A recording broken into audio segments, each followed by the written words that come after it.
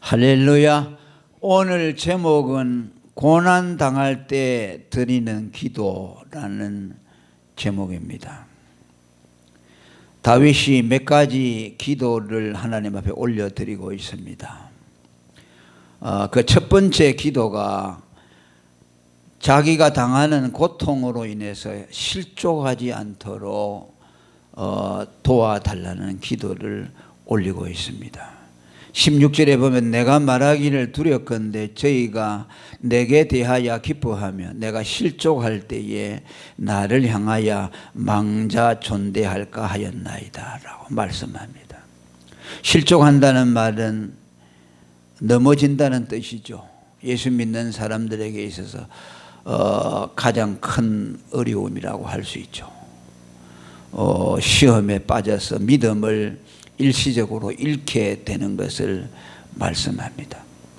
다윗은 오랫동안 고통을 당하고 있기 때문에 하나님의 은혜로 그 모든 것을 극복해 왔지만은 너무너무 오랫동안 고난이 계속되니까 혹시 자기가 이 고난에 져서 실족하지 않을까라는 두려움으로 그 기도를 올리고 있습니다.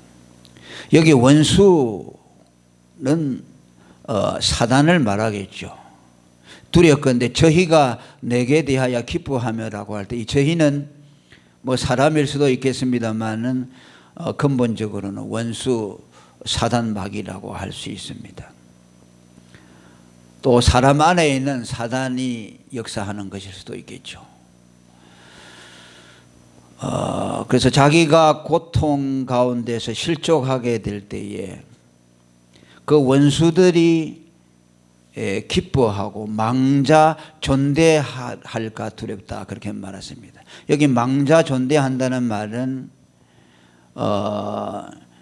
자기가 모든 것을 이겼다라며 스스로 자기를 높이는 망령된 행위를 말씀합니다. 그러니까 다윗이 만일 고난에 져서 시험에 들게 되면은 마귀가 자기를 이겼다고 교만해질 것을 내다보고 그렇게 되지 않기를 기도했습니다. 사실 성도가 실족할 때 가장 좋아하는 자는 누구이겠습니까? 그 마귀밖에 없어요. 뭐 사람들도 누가 잘못되면 원수가 고소해야 하겠죠. 그러나 여기 실족이라는 말은 영적인 차원이죠. 우리가 뭐 육신적으로 실패하고 어려움을 당해도 그렇다고 실족하는 것은 아니죠. 오히려 그것 때문에 하나님께 더 가까이 나아갈 수가 있는데 여기 실족했다는 말은 믿음을 잃어버리는 것이니까 이것을 기뻐할 자는 사탄 마귀밖에 없습니다. 그러니까 자기가 넘어짐으로 인해서 사탄 마귀가 망자 존대하여서 자기가 이겼다라는 계승가를 부르고 하나님을 멸시하는 태도, 하나님이 계셔봐야 아무 소용이 없다라는 생각을 사람들에게도 넣어주고 또 원수도 그렇게 교만을 떨게 된다는 말씀이죠. 그래서 그것을 두려워하고 내가 넘어지지 않도록 하나님 나를 붙들어 주세요 라고 그렇게 말씀합니다. 사단의 별명이 무엇입니까? 넘어지게 하는 자입니다. 성도가 실족하는 것은 자기 죄 때문이기도 하지만 자기 연약성 때문이기도 하지만 그 배후에는 전부 마귀가 있죠. 아담이 에덴 동산에서 넘어진 것도 마귀의 게임 때문이죠. 예수님을 시험해서 베드로를 통해서 마귀가 그렇게 했죠. 그리하지 마옵소서라고 하니까 사단아 내 뒤로 물러가라. 너는 나를 넘어지게 하는 자로다라고 마태복음 16장 23절에 말씀했습니다. 그렇게 다윗은 자기가 넘어지는 것을 통해서 사단에게 승리감을 안겨주고 또 하나님의 영광이 발휘어지는 것에 대한 두려움으로 넘어지지 않도록 하나님 앞에 간구했습니다. 그러니까 왜 다윗이 이런 기도를 드렸는가, 왜 넘어지면 안 되겠는가 하는 것은 전부 믿음에서 나온 동기라고 할 수가 있겠죠. 그냥 하나님 내가 뭐 어떡하든지 성공하게 해주세요, 그게 아니라 내가 넘어지는 것을 통해서 사단으로 개성가를 부르고 하나님의 영광이 발휘어지지 않도록 해주시옵소서.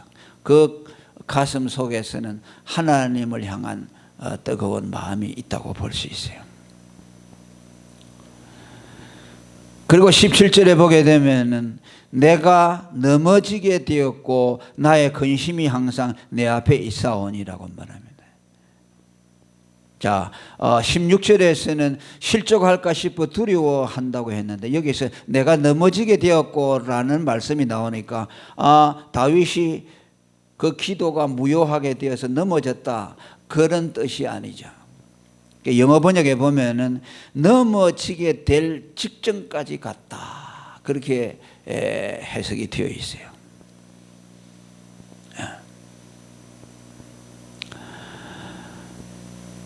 나는 곧 쓰러질 것 같으며 실족할 것 같으며 라고 새 번역에도 그렇게 번역을 했습니다. 그러니까 곧 넘어질 직전까지 가게 됐다는 거죠. 너무 고통이 극심하기 때문에. 지금까지 잘 견뎌왔지만은 정말 이제는 한계선상까지 왔다. 이제 한 발자국만 더 나가면 그냥 나락으로 떨어질 것 같고 실족의 자리에 들어갈 것 같은 그런 아주 위기 의식을 가지고 지금 기도하고 있습니다. 예를 들면 이렇게 있죠. 나 이제부터 하나님 안 믿겠습니다, 뭐 이렇게 한다든지. 이것이 아마 목구멍까지 차 올라와서 예수 믿어봐야 무슨 소용이 있나 라는 말이 이 목에까지 차서 올라와서 정말 내뱉기 직전까지 막 그렇게 우리가 좀 상상을 해볼 수가 있습니다. 그리고 그런 시험과 함께 그 마음속에서 우러나는 슬픔, 그죠? 나의 근심이 항상 내 앞에 있사오니라고 말합니다. 여기 근심을 슬픔으로 번역했습니다. 그러니까 고통과 또 그 하나님에 대한 믿음이 약해져서 시험에 들어있고 그리고 어찌할 바를 몰라서 그 마음이 슬픔과 비통 가운데 빠져있는 그런 모습을 이 시편 내용에 잘 묘사하고 있습니다. 나의 슬픔이 내 앞에 끊임없이 펼쳐지고 있습니다. 믿음의 사람, 메시아의 조상, 메시아를 예표하는, 그죠? 예수님을 뭐라고 합니까? 다윗의 열쇠를 가진 자라고 말했죠. 계시록에서 예수님을 말씀할 때 언제나 다윗을 말합니다. 예수님을 뭐라고 했습니까? 다윗의 무너진 장막을 일으킬 자, 다윗의 자손, 왕으로서 만왕의 왕, 유대인의 왕, 이것은 곧 다윗을 연상시키는 말씀이죠. 그런 믿음의 사람 다윗도 이런 극한 상황까지 이르렀던 것을 오늘 우리에게 보여줍니다. 그러니까 그 기도가 얼마나 절박했겠습니까? 우리도 그러죠. 기도하고 또 기도하고 기도하고 또 기도하다가 어떤 경우에는 정말 극한 상황까지 가는 경우가 있죠. 그런데 여기 다윗은 또 18절에 와서 장면이 또 바뀌어집니다. 뭐라고 합니까? 내 죄악을 고하고 내 죄를 슬퍼함이니이다 라고 말합니다. 17절에 내가 실족할 직전까지 왔습니다 라고 고백했는데 이제 장면이 바꾸어서 자기의 죄악을 고하면서 자기 죄를 슬퍼하는 장면으로 바꾸어집니다. 무슨 말일까요? 실족 직전에 그런 마음을 가졌던 자기의 잘못을 깨닫고 하나님 앞에 회개하는 기도로 바꾸어지고 있는 것을 보여줍니다. 이것이 다윗의 위대함이고 또 거듭난 성도들의 참된 신앙의 모습이 아닌가 그렇게 생각합니다. 우리 거듭난 사람들이 그러죠. 약할 때는 뭐 하나님을 향해서 불평하고 원망하고 그냥 낙심하고 좌절해버리고 그냥 캐세라세라 때로는 그렇게 가다가도 곧 돌이키죠. 그게 오래 가지 못하죠. 하나님이 그걸 허락하지 않죠. 곧 뉘우치고 회개하고 내가 왜 그랬던가. 조금 전만 하더라도 그런 마음을 품었는데 내가 미쳤지 왜 그런 생각을 했을까. 내가 하나님에 대해서 어찌 그런 마음을 품었을까 라는 자기에 대한 그 회개와 또 자기를 자책하는 마음이 듭니다. 이것이 하나님의 은혜가 아니겠습니까? 우리가 그렇게 하는 것이 아니고 하나님이 그렇게 하는 것이죠. 하나님의 은혜가 우리 안에 거듭나서 우리 안에 계시는 성령이 야 이놈아 너 그러면 안 된다. 너 그렇게 하면 안 돼. 정신 차리라 라고 우리에게 말씀해 주는 겁니다. 순간 짧은 순간이지만 잘못된 길을 갔다가도 또 하나님의 사랑이 우리를 강건해서 돌아오죠. 옛날에 이승복 목사님이 복음 선교할 때 이런 노래를 불렀습니다. 물을 떠난 고기는 혹 살지 모르나 예수 떠난 성도는 못 산다고 그러죠. 우리는 하나님 떠나서 못 살죠. 나 하나님 안 믿겠습니다. 나 이제 하나님 떠나겠습니다 라고 하다가도 그것이 아니라는 걸 알죠. 그러니까 예수 믿는 사람은요 타락할 수가 없어요. 타락이 안 되는 거예요. 하나님의 은혜가 그를 붙들고 있잖아요. 그 안에 성령이 계시잖아요. 깨우치잖아요. 잘못을 책망해 주시고 네 그렇게 하면 안 된다는 것을 알게 하시고 무엇보다 하나님의 사랑이 우리 안에서 우리를 움직일 때 우리는 다시 주님께로 돌이키게 되는 거죠.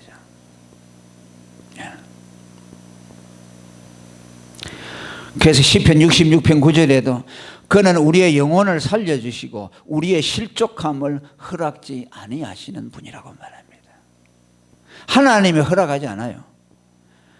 또 55편 22절에도 의인의 요동함을 영영이 허락하지 아니하신다고 말씀합니다.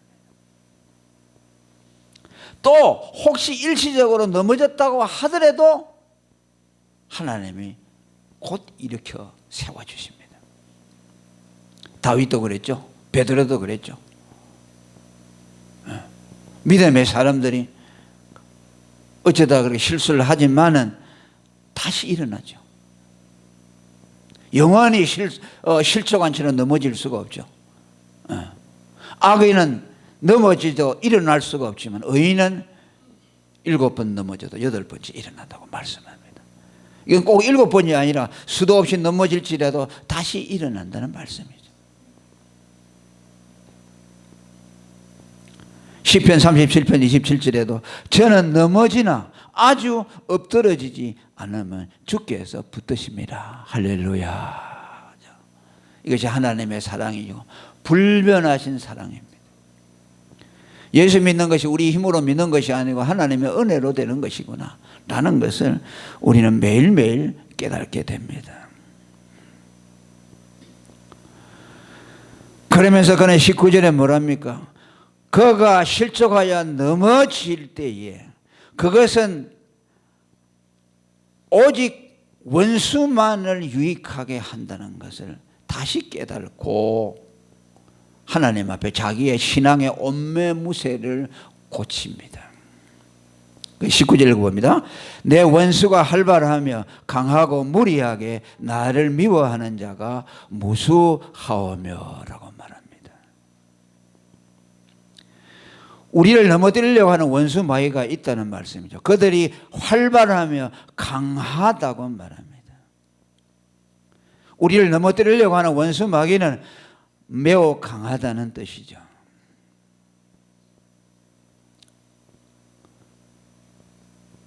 내가 실족하지 않아도 원수들이 얼마나 강하게 우리를 넘어뜨리려고 하는데, 내가 만일 실족하여 넘어진다면 그 원수 마귀가 얼마나 패역을 하고 그가 하나님을 대적하고 또 나를 통해서 파괴적인 일을 많이 하게 될 것인가.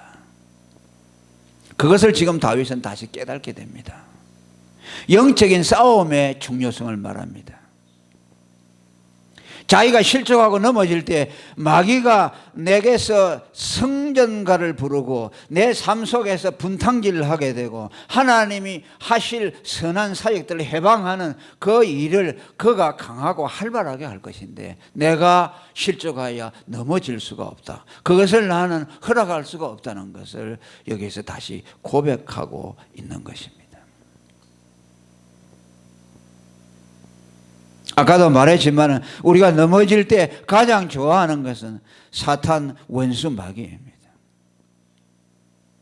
그러니까 다윗은 그것을 깨닫고 잠시나마 실족의 위기에서 생각을 잘못 먹었던 그 생각을 고쳐 세우고, 내가 그렇게 해서는 안 되겠다. 내가 그렇게 실족당하면 마귀만을 기쁘게 하고 하나님의 사역을 해방하게 하고 내 삶 속에서 마귀가 주도권을 갖고 파괴적인 일을 이루어 나갈 걸 생각할 때 결단코 그것을 허락할 수가 없다는 것을 고백하고 있는 겁니다.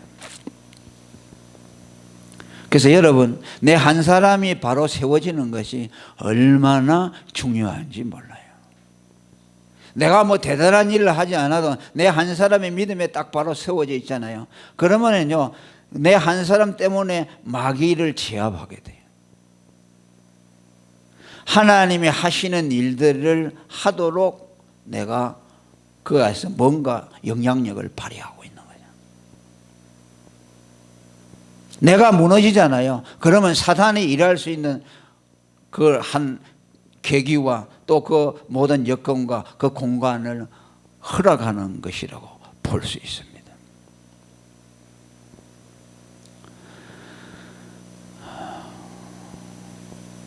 그래서 우리는 내 한 사람이 아이고 내가 뭐 그냥 넘어져 버리고 실족하고 믿음 떠나고 나 혼자 뭐 그렇게 하다 하는 건 뭐 대단히 중요하겠냐 그렇게 생각할지 모르지만은 다윗은 그걸 지금 깨닫고 있잖아요.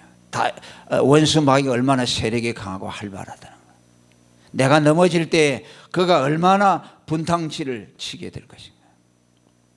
그래서 베드로전서 2장 9절에 보면 우리를 택하신 족속이요 왕같은 제사장들이요 거룩한 나라라고 말씀합니다. 거룩한 나라라고 하는 말씀은요 세력을 뜻합니다. 나라라는 것은 뭘 말합니까?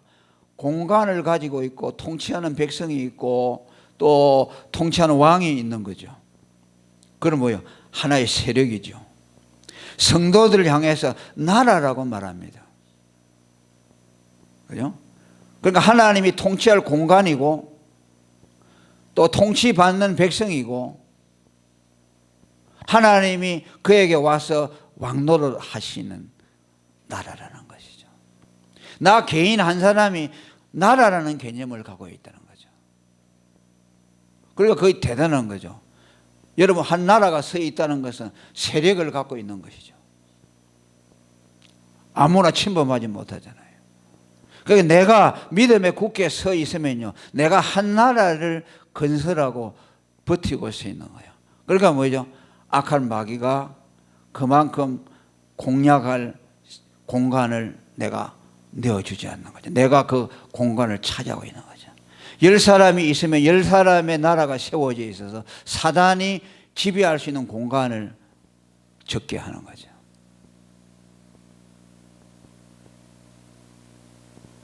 나라라는 말, 성도를 향해서 나라라는 말은 세력이라는 뜻이고 예수 믿는 사람 한 사람이 나타내는 그 영적인 파급력, 영적인 세력이 얼마나 크다는 것을 말씀합니다.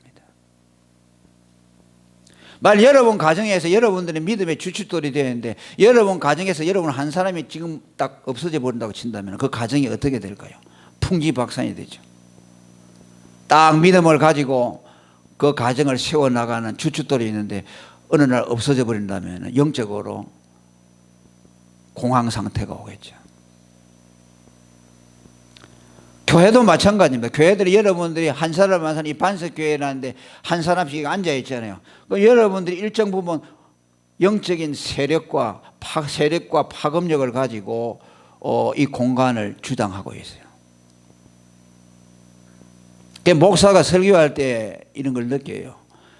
기도하시고 믿음이 신실한 성도들이 딱 앉아 있으면 이거 뭐가 든든해요. 그게 뭐냐면요, 그 세력이거든요.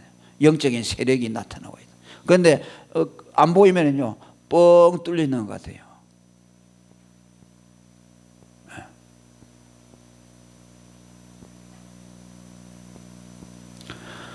그러니까 우리가 예수 믿는 사람이 믿음을 지키고 딱 버티고 서 있는 그 순간 뭐 아무것도 안 하고 그냥 있다 하더라도 거기에서 이미 우리는 사탄의 공격을 방해하고 있고 그가 세력을 떨치지 못하도록 내가 영적인 파워를 지금 나타내고 있는 거죠.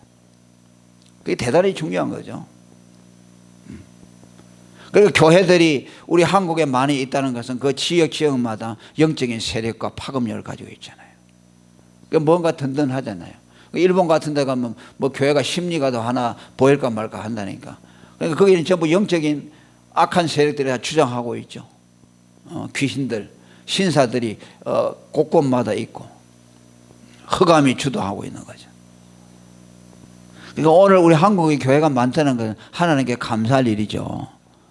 감사하고 여러분 한 사람 한 사람이 교회 안에서 영적인 자리를 지키고 있는 것이 지금 여러분들이 대단한 일을 하고 있다. 우리 교회를 세워나가고 견고하게 세워나가고 또 앞으로 하나님이 하실 일들을 위해서 뭔가를 지금 이루어가고 있다 하는 것을 우리는 깨달아야 합니다.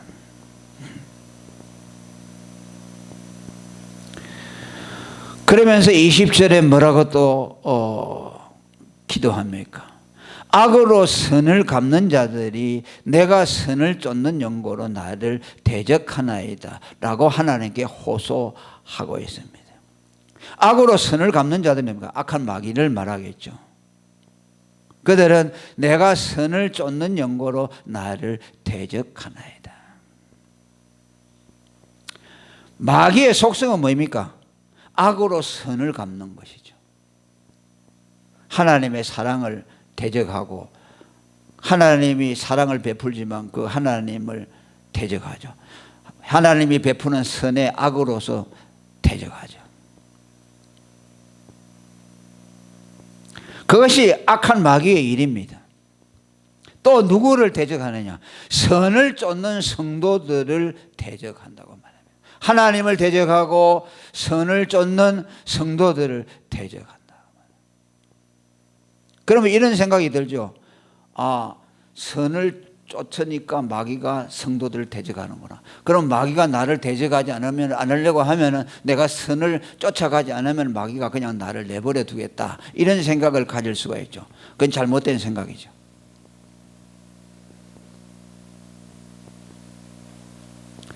그러니까 원수가 나를 대적하지 않으려면 원수가 미워하는 선을 행하지 않으면 마귀가 나를 손대지 못하겠지. 이런 생각하고 있어요. 그러니까 이런 생각이었죠. 이게 자꾸 이제 확장돼 가지고요. 영적으로 교인들이 자꾸 소극적이 되려고 그래요. 내가 하나님의 일을 열심히 하고 막 앞장서 가지고 뭘 열심히 하면은 마귀의 공격의 목표가 된다. 이렇게 생각하는 사람이에요. 그래서 그냥 뒤로 빠지려고 해요. 왜? 마귀라는 놈은 하나님의 일을 하면 표적을 삼아가지고 공격하니까 괜히 손해보니까 나는 앞에 안 나서야 되겠다. 자, 그것을 지금 말할까요? 선을 쫓는 연고로 나를 대적하나이다. 선을 쫓는 성도들을 대적하는 것이 마귀니까 그럼 나는 선을 쫓지 않고 그냥 아무것도 안 하고 악한 것도 안 하고 선한 것도 안 하고 가만히 있으랍니다. 그런 말이 아니죠.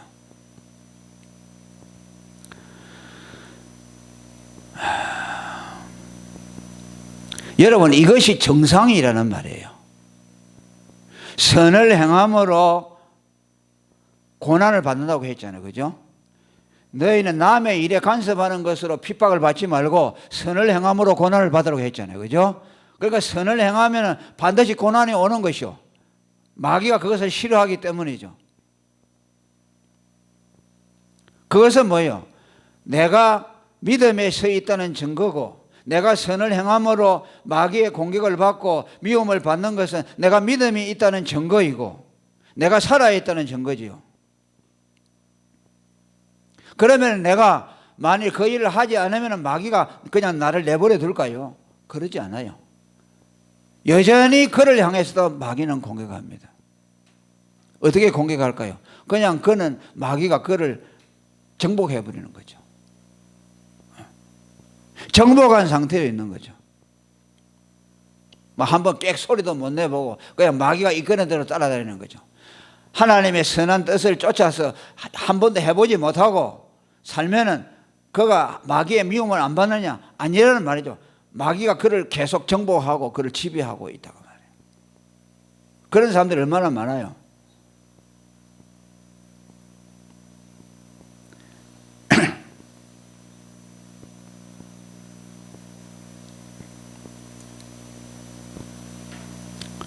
마귀는 여러분 성도를 한순간도 그냥 두는 법이 없어요.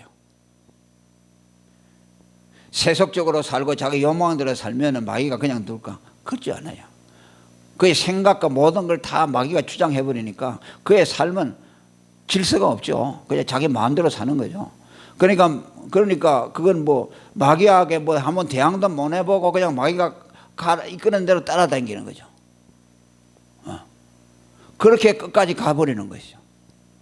어떤 사람은 선을 쫓아가다가 마귀의 미움을 받아서 공격을 받고 하는데 그러면서도 투정하면서 그걸 계속해서 투정해 나간단 말이죠.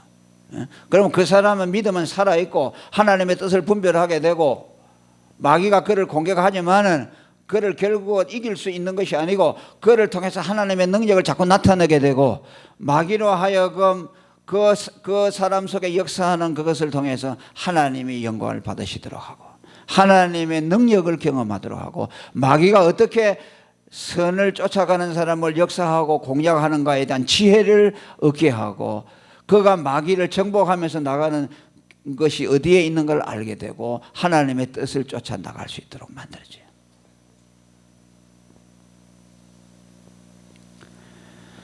마태복음 24장 24절에 보면 할 수만 있다면 마귀는 뭐라고 하죠? 택한 자라도 미혹한다고 말씀합니다. 그러니까 우리는 그냥 마귀에게 정복당해서 정복받고 지배받는 대로 마귀에게 끌려다니는 삶을 살 것인가, 아니면은 선을 행함으로 마귀의 공격을 받지만은 거기에서 날마다 승리하면서 하나님의 도우심과 역사하심을 경험하면서 또 마귀에 대한 그 전략을 배워나가면서 이 세상의 영적인 이치를 배워나가는 그런 삶을 살게 될 것인가.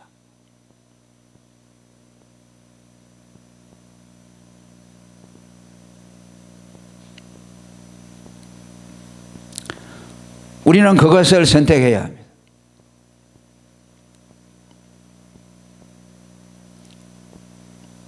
예수님이 그렇게 말씀했습니다. 나와 함께 하지 않는 자는 뭐라고 했습니까? 나를 대적하는 자라고 그랬어요. 나와 함께 모으지 아니하는 자는 해치는 자라고 그랬어요. 그러니까 곡식을 추수할 때 곡식을 이렇게 모으잖아요. 다 익으면은 그 모으는 것을, 그러니까 영혼을 추수하는 것을 말씀했는데 그 영혼들을 추수하는 일을, 모으는 일을 하지 않는 사람은 이렇게 막 흩트려 버리는 자라고 그렇게 말씀했어요. 그러니까 하나님이 적극적으로 당신의 일에 순종해서 나가지 않는 자는 그걸 반대하는 자다. 그래서 그 사람의 삶 속에는 누가 죽어요? 하나님이 지배하는 것이 아니라 마귀가 그 사람을 방해해서 정복해서 지배하고 있는 것이죠.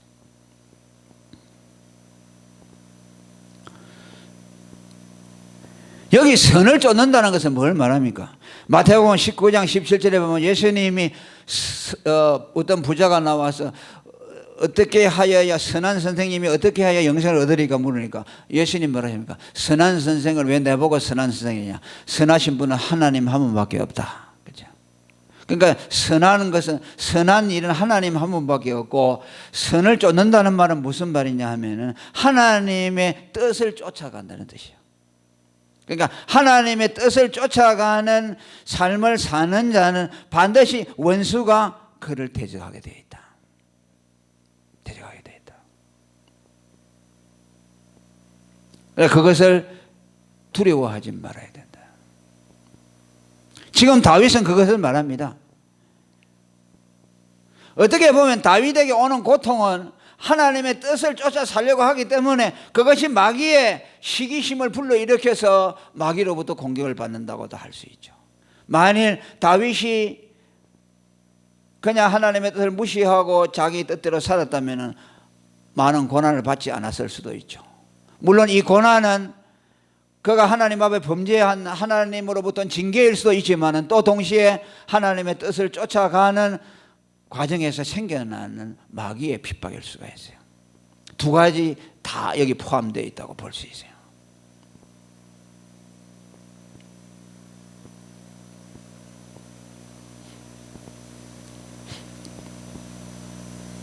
그러면서 다윗은 더 적극적으로 기도합니다. 21절 읽어봅니다. 시작. 여호와여 나를 버리지 마소서. 나의 하나님이여 나를 멀리하지 마소서. 지금 자기의 간구하는 기도, 이 마귀를 대적하고 하나님의 뜻을 쫓아가는 선한 일을 하는데 원수가 대적하는데 하나님 이 마귀의 대적을 물리칠 수 있도록 해 주시옵소서. 나를 버리지 마소서라는 무슨 말입니까? 마귀에게 그냥 맡기지 마시고 하나님의 간섭하셔서 이 모든 마귀의 공략에서 벗어나게 하시고 이것을 이기게 해달라는 기도를 하고 있어요. 나를 멀리하지 마소서. 가까이 오셔서 나를 도와달라는 말입니다.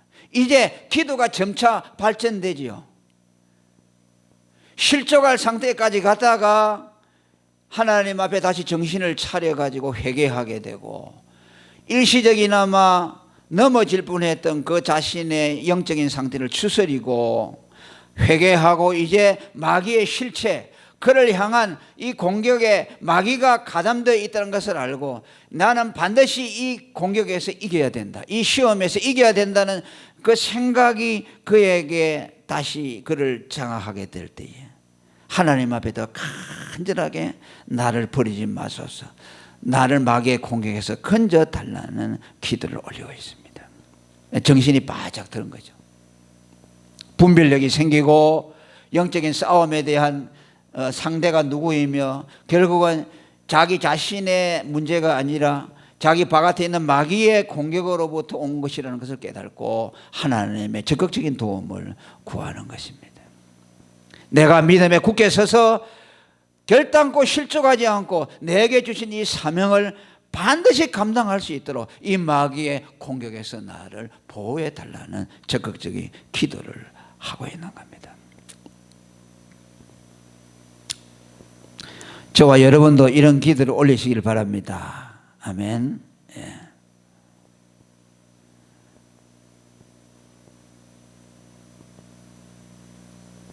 자, 한번 따라합니다.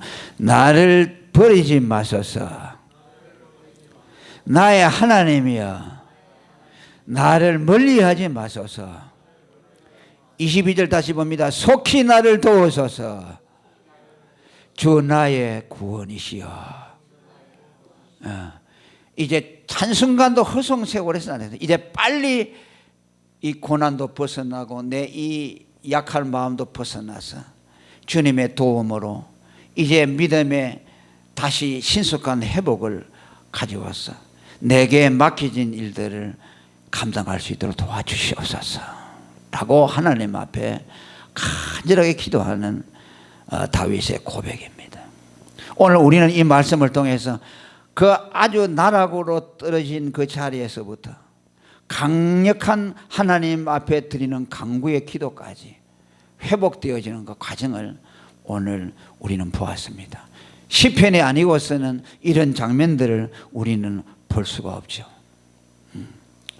오늘 이 다윗의 이 회복 과정을 보면서 오늘 우리들이 늘상 경험하는 우리 신앙의 또 한 과정을 다시 되뇌게 됩니다. 우리 역시 같은 것을 반복하고 있다고 할 수 있어요. 자, 이것을 보면서 우리는 무엇을 깨달아야 되겠습니까? 하나님은 결코 우리로 하여금 우리가 아무리 약하야 넘어질 지경에 이르러도 하나님은 우리를 향하신 그 사랑의 손을 놓지 않으신다. 우리가 넘어지는 것을 허락하지 아니하신다. 하나님은 말씀을 통해서 주의 종들을 통해서 또 성령을 통해서 우리를 깨닫게 하셔서 우리의 원수가 누구인가를 보게 하시고 원수가 우리 삶 속에서 무엇을 하려고 하는가, 그것은 결국은 하나님의 일을 회방하고 하나님을 대적하고 믿는 자들을 넘어뜨려서 실족하게 하는 것이 마귀의 일이라는 것을 깨달았어. 오늘 우리들도 이 마귀의 모든 시험에서 하나님의 도움을 통하여 다시 일어나서 새롭게 출발해서 우리에게 주신 그 소명을 끝까지 감당하는 저와 여러분이 되기를 축원합니다. 통성으로 기도하겠습니다.